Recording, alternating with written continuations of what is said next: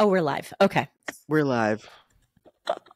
It's I'm still getting used to the in our apartment studio sessions. Still feeling it out, still getting used to it. So for those listening, thanks for bearing with. But today They're we're like, going to be it's talking fine. about, Just start talking. they're like, shut up, get to the good shit. But today we're going to be talking about micro salons, and I think this is a fun topic because one, I think everyone thinks I think everyone has a different definition of what a micro salon is, even our own team. Yeah.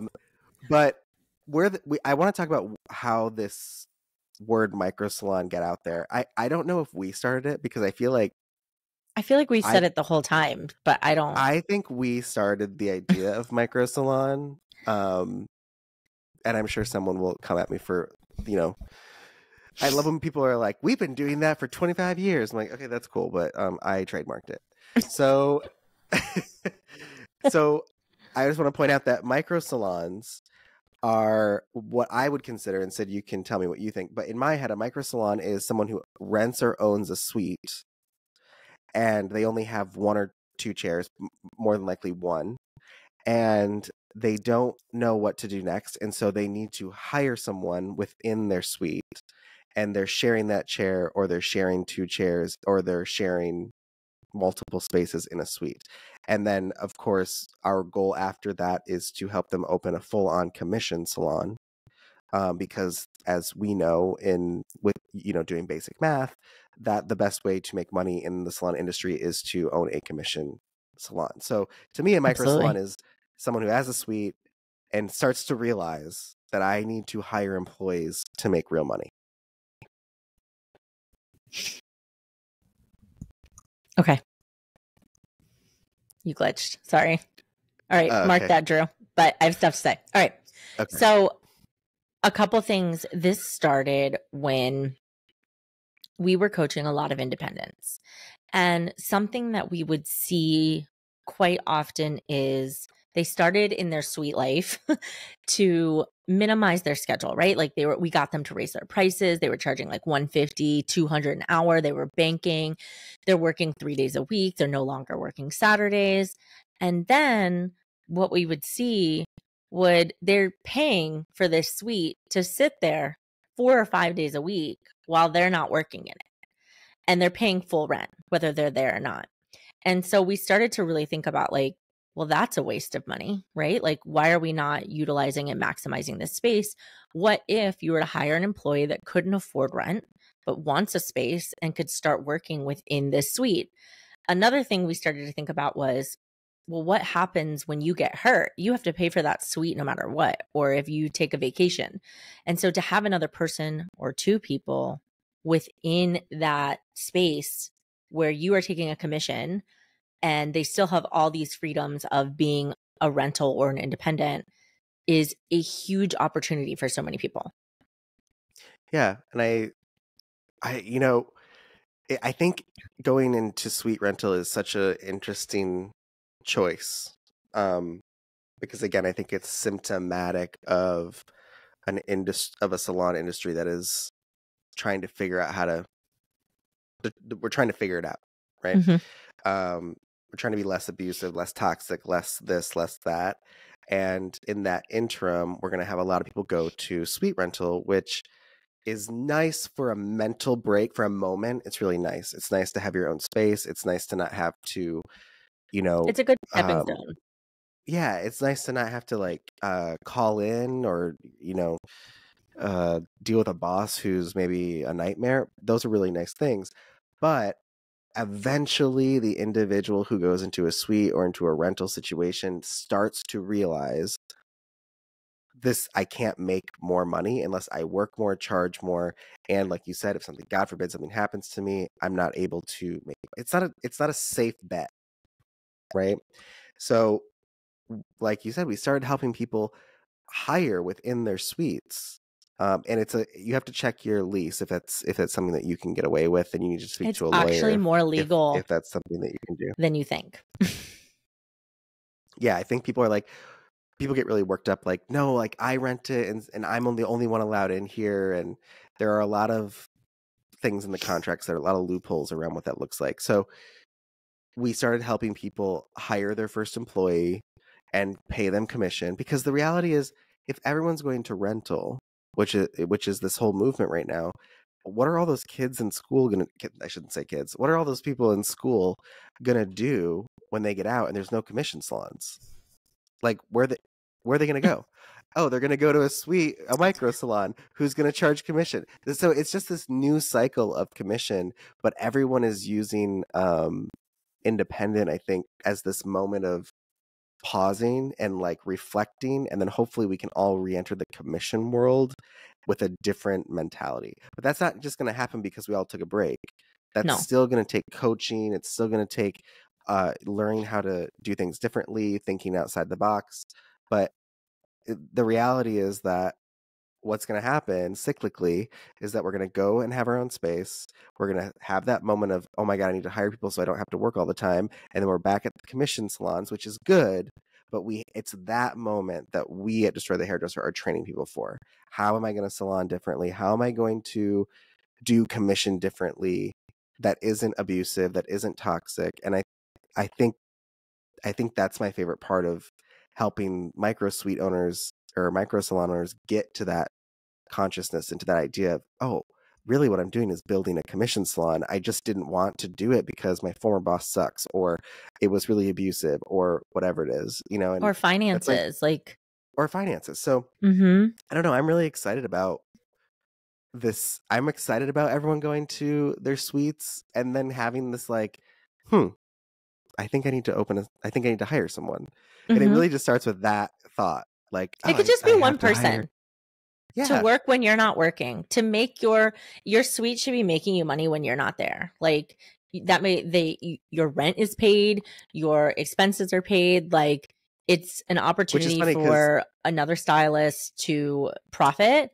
I think something that I think everyone forgets, it's like we're all coming into this industry in different experiences, and we have very minimal options for everyone. So it's like I get out of school and I go and work in a commission salon, but let's say I'm like 45 years old and this is my third career and I have 4 kids at home and I can't work what this commission salon that is not doing things DTH way is wanting me to work. So am I out of a job and I can't afford, because I don't have a clientele, a suite? So what a great opportunity to be able to come into a suite, vibe and mesh with the small space and having that kind of inclusive experience. And then all of a sudden, like I'm making my own schedule, I'm doing my own things. And then the suite renter that actually is legally tied to the suite is now able to work freely without having to worry about expenses or bills. Like it just completely makes sense. But you have to be in the mentality to be able to manage your business like that, and not everyone's there. And I also think that it's one of those things that, like I said earlier, a lot of people don't financially have the money to be able to open a salon, but they want to be salon owners. So this is a great stepping stone to get to that next point. I want to do a little PSA that if you rent a suite, you are perfectly set up to be the next successful commission salon owner. And you don't have to do it like you experienced it. You can do it differently. You can do it proactively. You can do it safely. You can do it in a way that helps people. And that's why I'm so pro commission. 1, because financially it's the best outlet. But 2, if we do commission right, if we really transform it from the ground up, we're going to have a totally different industry. Absolutely. And I believe that we're doing that one salon at a time. I think, yes, it's going slow, but it's still happening. And I don't know about you, but I want to be part of the reason why that happens. Yes. I think there's still again, I said this in another episode, like so many people are attached to their experience and they're not realizing all the pain that's happening within this industry. But like there has to be more options than what we're giving. And so it's okay to have a salon that is a commission salon that has W-2 employees and that gives unlimited time off. And I think people get really confused about this because they're like, how do you pay someone for unlimited time off?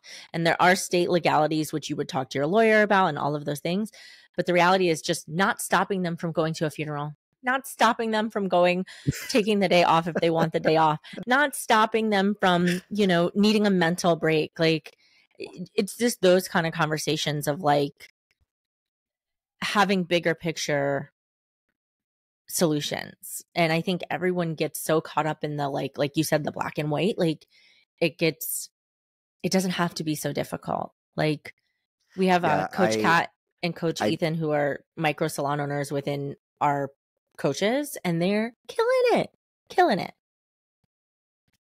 I know. And like I said, I want to help all of the micro salon owners out there, or suite salon owners out there, turn into micro salons and then turn to commission salons and just flip this industry upside down.